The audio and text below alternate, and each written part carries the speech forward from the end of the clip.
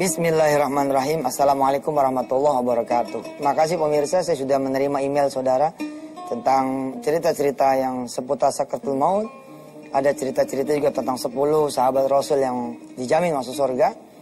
Nah, sekarang saya tambah lagi PR buat saudara. Bikin artikel ya, bagaimana Allah menjamin orang-orang yang beriman dan beramal soleh itu masuk surga.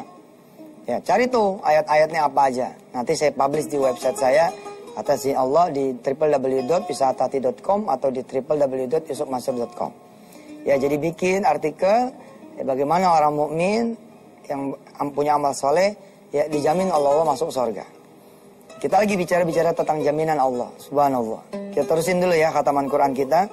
Sekarang masuk ayat ke-86 surah An-Nisa.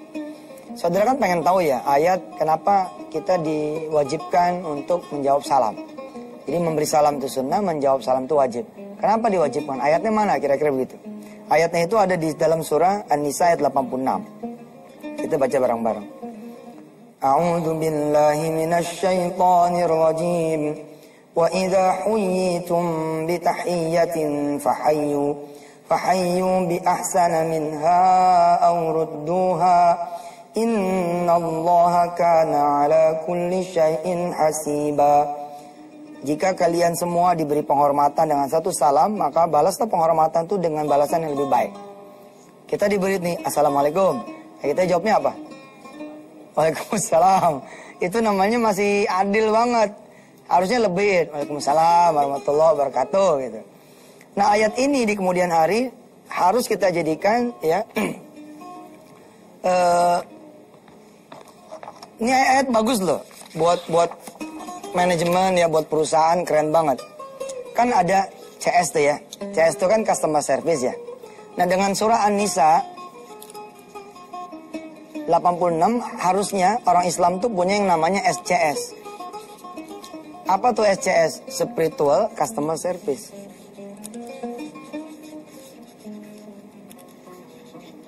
Tapi bukan tempatnya sih kita bahas ini, cuman ya boleh lah kita dikit-dikit kita bahas. Spiritual customer service itu gimana kalau saudara cuman selamat pagi? Itu belum spiritual customer service sebenarnya. Spiritual customer service ini base dari spiritual company. Jadi saya ngembangin istilah spiritual company gitu ya. Karena perusahaan-perusahaan kemudian bergerak karena pemegang saham terbesar dan mutlak adalah Allah Subhanahu wa taala. Jadi harus juga kita bawa ke sana. Customer service di dunia ini sudah sangat berkembang sedemikian rupa. Ada satpam-satpam yang dibekali dengan permen gitu loh.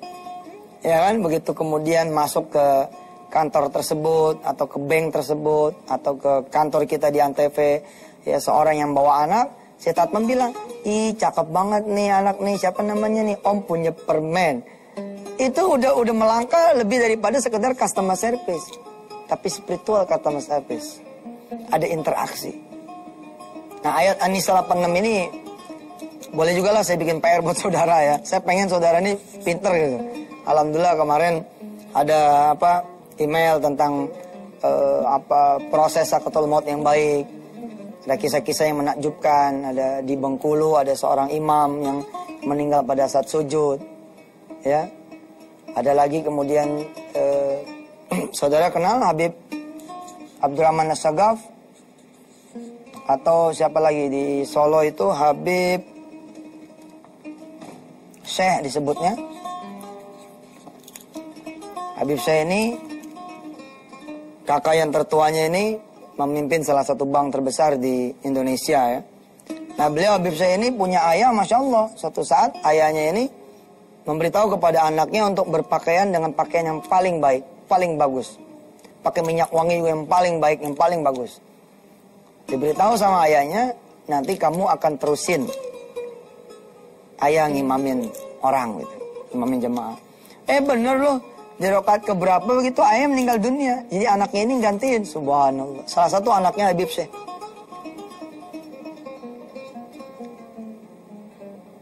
Lagu-lagunya ini di sholawatnya beliau, Masya Allah nih di Indonesia luar biasa nih.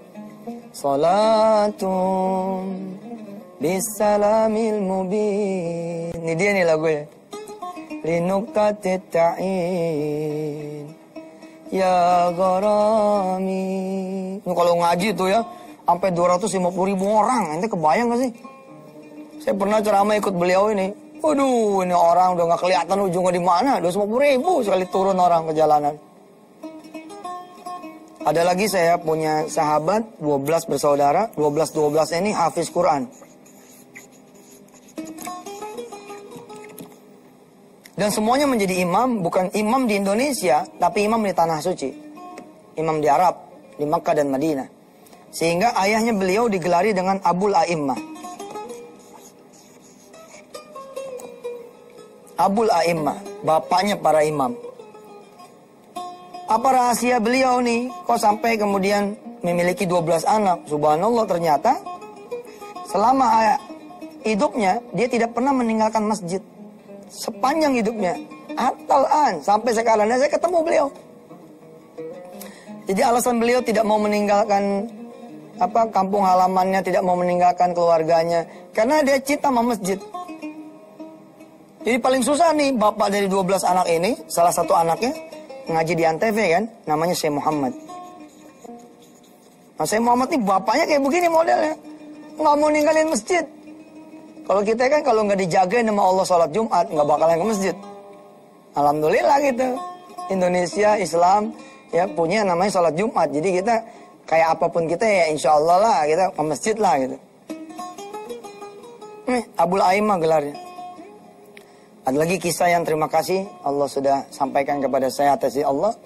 Kisah seorang ayah di Lampung, ya, yang masjidnya itu nanjak masjidnya itu karena gunung, bukit. Ayahnya ini terkenal sekali dengan selalu menjaga sholat berjamaah. Hingga kemudian Allah hadiahkan sakratul maut yang indah betul. 1 bulan menjelang meninggalnya, ayahnya ini hanya bisa terbaring lemah di atas tempat tidur. Awalnya dipaksakan ke masjid, sampai akhirnya nggak bisa lagi benar-benar ke masjid. Nah 1 bulan menjelang sakratul mautnya itu, ayahnya ini di jam-jam sholat selalu menjawab salam. Waalaikumsalam. Sampai putrinya beliau, ya, di antaranya Ibu Misi yang mengirimkan email ini, mengatakan kepada saya, Ustadz, waktu Abah itu ngomong Waalaikumsalam, kita tuh pada bingung. Abah nih siapa yang memberi salam? Karena nggak ada. Lalu Abah nih bilang, ya saya siap. Gitu.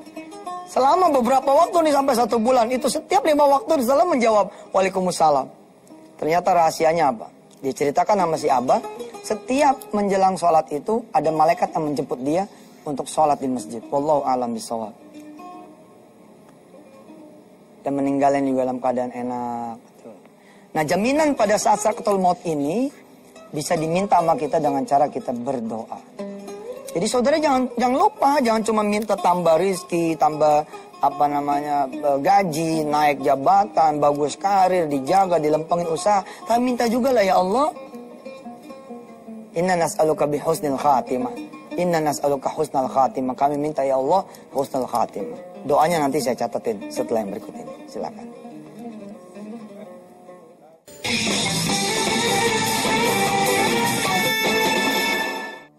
Oke, ini doanya saudara.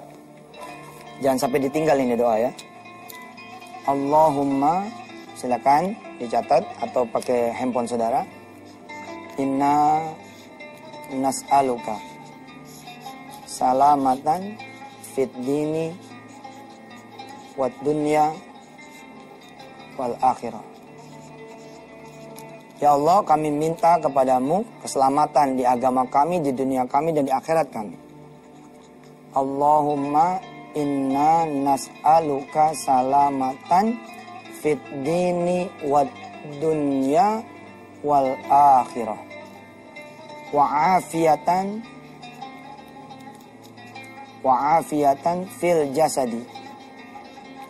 Dan bukan cuma sehat loh afiah ini, tapi badan yang enak dibawa ibadah, enak dibawa zikir, enak dibawa kemudian berselawat, baca Quran. Wa afiatan fil jasadi, wa ziyadatan fil ilmi war rizqi. Ya, wa afiatan fil jasadi, dan afiat di dalam jasad, wa ziyadatan fil ilmi, tambahan di ilmu dan rizki. Wa taubatan, nah masuk nih konten, qoblal maut, pertaubatan sebelum matinya. Wa taubatan qoblal maut, wa rahmatan 'indal maut. Wa rahmatan indal maut. Dan kemudian kasih sayang, kemudahan, kelembutan pada saat kematian itu datang. Wa maghfiratan, dan ampunan ba'dal maut, setelah kematian. Ini doa jangan sampai absen dibaca setelah sholat. Kalau saudara-saudara selalu melihat saya misalkan setiap habis sholat, ya ngambil yang wajib-wajib, dalam tanda petik maksudnya amalan yang wajib, terus pergi, itu saya selalu baca nih sambil jalan juga. Insya Allah, nama Allah istiqomahkan gitu. Karena ayat ini, doa ini penting. Ilustrasi kemarin masih ingat, ente beli handphone tuh sebenarnya handphone asli, bergaransi. Tapi Masya Allah, ente lupa naruh kwitansi, ente lupa naruh kartu garansi. Kan kadang-kadang kita suka lengah tuh ya sama bekas kotaknya tuh ya. Ternyata begitu rusak, date-nya tuh tertanggal misalkan 16 Agustus, lah rusaknya 14. Kan masih ada jeda nih 15, tapi Masya Allah gitu. Gara-gara kita nggak bisa munculin kwitansinya, munculin kemudian kartu garansinya, ditolak nih. Oh nggak bisa Pak kalau nggak ada kartu garansi, enteng banget dia ngomong. Tapi saya beli di sini loh, Bapak kenal saya kan? Enggak Pak, saya nggak kenal, udah selesai.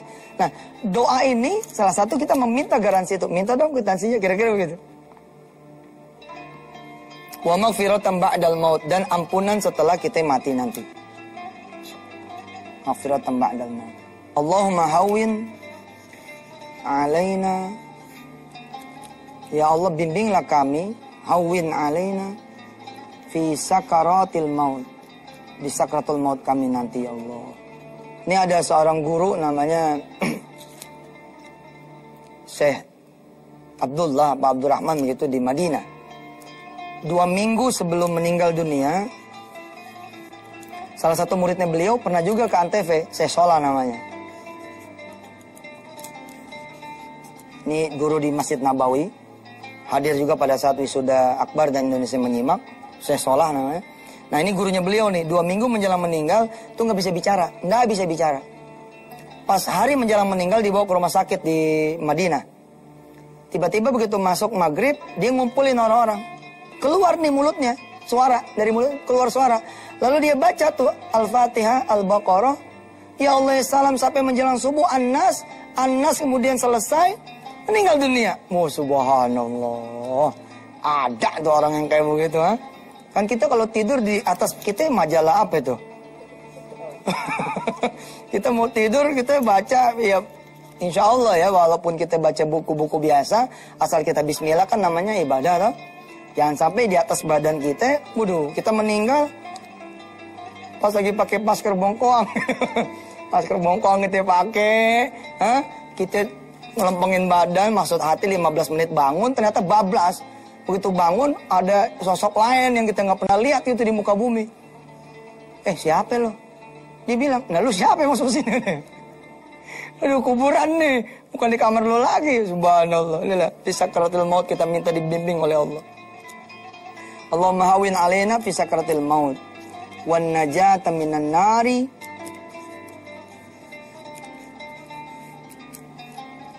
dan keselamatan dari api neraka, wan najata minan nari wal afwa indal hisab, dan maafmu ya Allah ketika kemudian hari hisab itu digelar.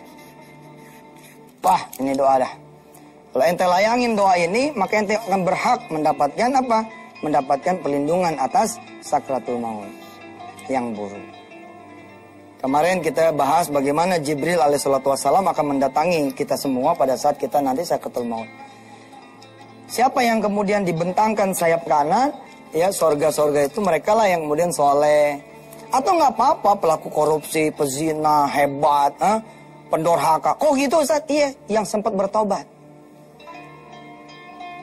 Ente-ente yang lagi suci, lagi benar, lagi tobat, jangan belagu juga. Hak Allah itu memaafkan siapa yang dari hamba-hambanya bertobat. Makanya ya berbahagia Allah bilang orang-orang yang mensucikan dirinya, membersihkan dirinya.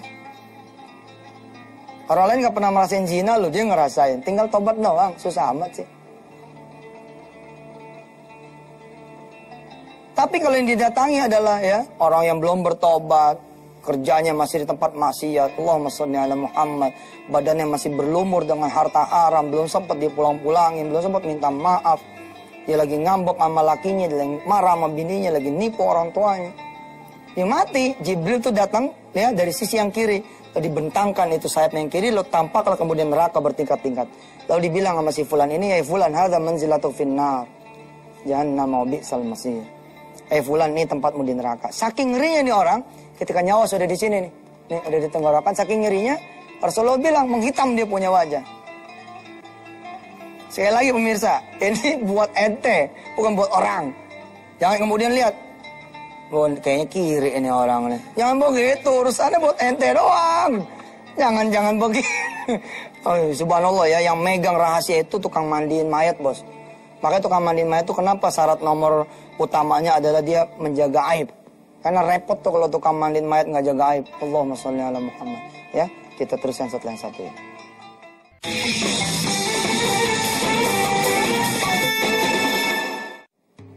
Di episode kali ini dan kemarin sampai beberapa hari ke depan, jaminan yang kita minta dari Allah SWT bukan semata-mata jaminan supaya utang kita lunas. Bukan cuma badan kita disehatin, penyakit kita disembuhin, pekerjaan kita Allah berikan, usaha Allah majuin. Nah, kita pun harus minta yang begini-gini. Bagaimana Allah mengatakan kepada kita, siapa orang yang membaca Allahumma ajirna minan nar,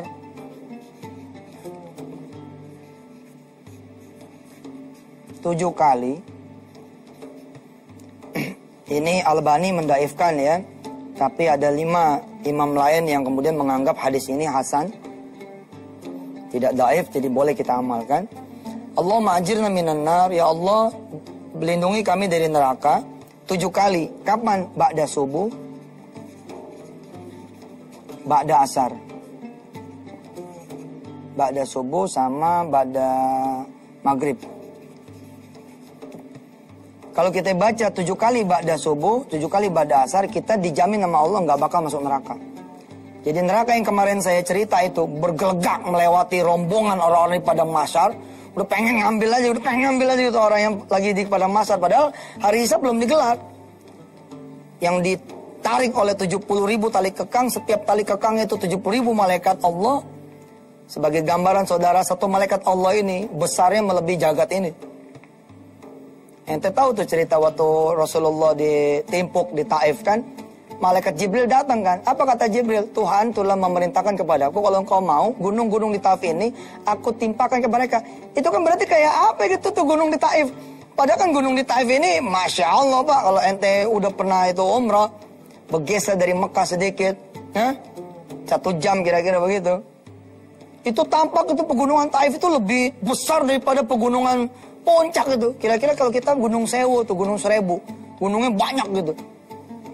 Lah itu Jibril nawarin, Allah udah menyuruh saya untuk menimpakan ini. Pengen tahu bagaimana besarnya Jibril alaihissalam ketika Mi'raj Rasulullah ya, langit 1, 2, 3, 4, 5, 6, 7 itu kan dari mulai Mekah, Palestina, naik kemudian ke langit ke-7 kan barang-barang Jibril lah. Tapi begitu kemudian di Muntaha, Muntaha ini berarti in the end terminal, di terminal akhir. Walaqad ra'ahu nazlatan ukhra 'inda sidratil muntaha, itu di surah An-Najm. Walaqad ra'ahu nazlatan ukhra, sungguh Nabi Muhammad Allahumma shalli wa sallim barik alaih setelah melihat Jibril dengan bentuk yang lain. Di mana? Inda sidratil muntaha. Saudara sering dengarkan kalimat sidratul muntaha itu apa sih?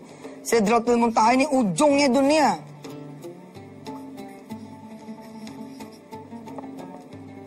Indaha jannatul ma'wa, surga yang paling dekat dengan ujungnya dunia namanya jannatul ma'wa. Pada saat di sini Jibril berhenti. Apa kata Jibril? Ya Rasulullah, Allahumma shalli wa sallim barik alaih, engkau saja yang melanjutkan perjalanan ke aras Allah Subhanahu wa taala. Lalu Rasulullah nanya, kenapa Jibril engkau tidak melanjutkan perjalananmu? Di saat itulah Jibril menampakkan wujudnya yang asli, segede-gedenya gitu, sampai menutup barat dan timur, menutup kanan dan kiri, ketutup semua.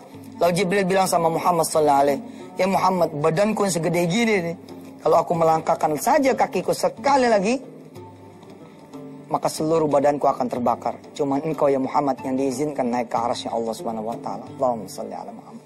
Kita terusin ceritanya ya. Besok ya. Biarin dah spot lewat dulu. Ya mudah-mudahan lensa olahraga ini menjadi ibadah buat kita semua. Orang-orang menjadi berolahraga, menjadi rajin. Ya kita berdoa. Mudah-mudahan sakratul maut kita sakratul maut yang baik. Allahumma shalli ala sayyidina Muhammad wa ala ali sayyidina Muhammad. Allahumma inna nas'aluka husnal khatimah. Walhamdulillah rabbil alamin. Sampai ketemu pemirsa. Wassalamualaikum warahmatullahi wabarakatuh.